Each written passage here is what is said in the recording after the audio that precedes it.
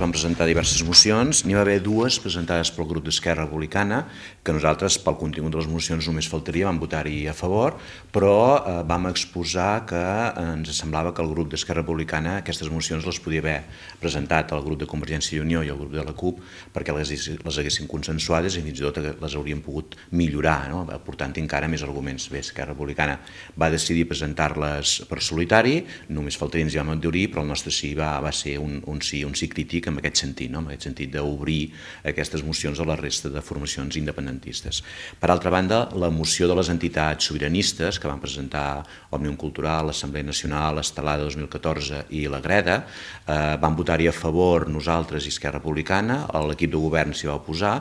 En aquest sentit, nosaltres valorem molt críticament la posició de Convergència i Unió. Ens sembla compartit que està al davant del procés cap a la independència, que ha fet una llista conjunta amb Esquerra Republicana, utilitzar aquesta moció per votar-hi en contra amb l'argument de no polititzar les festes, quan el mateix alcalde, el dia de la presentació del cartell de festes, ell mateix va dir que aquestes festes tenien un component afegit, que era la de fer-se abans de les eleccions al Parlament de Catalunya, amb aquest caràcter plebiscitari que li donarem als ciutadans anant-hi a votar. Doncs a veure, aquí el mateix alcalde estava ja polititzant les festes d'altura. Per altra banda, no seran les úniques festes, no serien les úniques festes que es polititzen. Realment portem uns anys en què les festes majors del nostre país s'estan polititzant, que són molts els ajuntaments que pengen l'estelada en el seu balcó, que són molts els ajuntaments que per festes major aprofiten per fer posicionaments, i en canvi en aquesta ciutat veiem que això aquest any no serà possible, com no va ser possible el 2012 i el 2013, que volem recordar que ja l'Assemblea Nacional va demanar a l'Ajuntament aquells 2 anys que es pengés l'estelada per festes d'altura i també li va ser denegat. Utilitzar l'argument de polititzar les festes ens sembla un argument molt pobre. Aquí veiem també la força que tenen els 3 regidors del PSC dins l'equip de govern.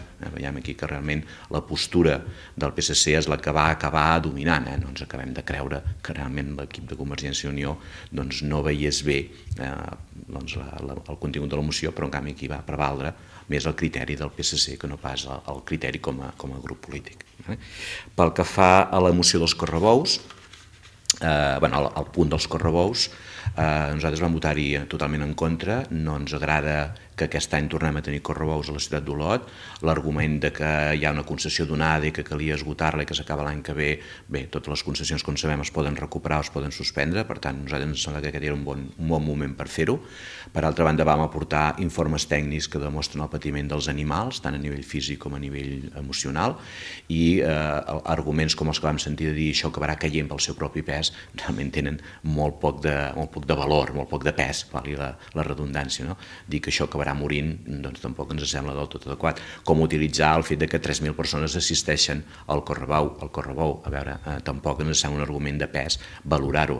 I en canvi vam proposar de tirar endavant una idea com la que fan a Roses, que faran una consulta popular pel tema dels bous i els ànecs que fan allà i a veure què en diu la ciutadania. Ens sembla que el tema de consultar i de demanar a la gent sembla que no acaba d'agradar amb aquest equip de govern ni ara ni en la legislatura passada. El primer prec vam demanar a l'IMPO, concretament a l'àrea d'ocupació, a veure si aquest any es presentarien amb una subvenció que es dona de joves i ocupació. És una subvenció destinada a joves de 16 a 25 anys que no tenen un nivell de formació gaire alt, diguéssim, i és una mica per fer tot el tema més d'inserció i de fer pràctiques amb empreses. Aquesta subvenció és una subvenció que l'ofereix la Generalitat i des de fa 2 o 3 anys que ja s'hi presenten altres ajuntaments. En canvi, al d'Olot ens preguntaven com és que no ens presentem aquesta subvenció. Es presenten altres ajuntaments com a Figueres, com a Ripoll, com a Vic, com a Girona, com a Lloret de Mar, com a la Bisbal, i una mica instàvem a l'IMPO que a veure si aquest any s'hi presentarien. Aquesta subvenció encara no s'ha obert la convocatòria, però l'any passat es va obrir i el 31 de setembre es va acabar la convocatòria. Per tant, estarem alerta per saber si tal com es van comprometre en el ple, s'hi presenten. L'altre prec que vam fer era recordar-los una mica que al gener del 2014 es va presentar una moció que hi havia diferents acords, la moció de l'LGTBI, que un dels acords que l'Ajuntament va fer va ser el de penjar la bandera, però hi havia altres acords tan importants com treballar tots aquests temes amb els instituts i amb les escoles, amb els centres educatius, i per tant no s'ha fet cap més acord, només s'ha fet l'acord de les banderes. Per tant, una mica instàvem a l'equip de govern que comencés a ficar-hi fil a l'agulla i comencés a desenvolupar tot el plec d'acords que hi havia en la moció de la LGTBI.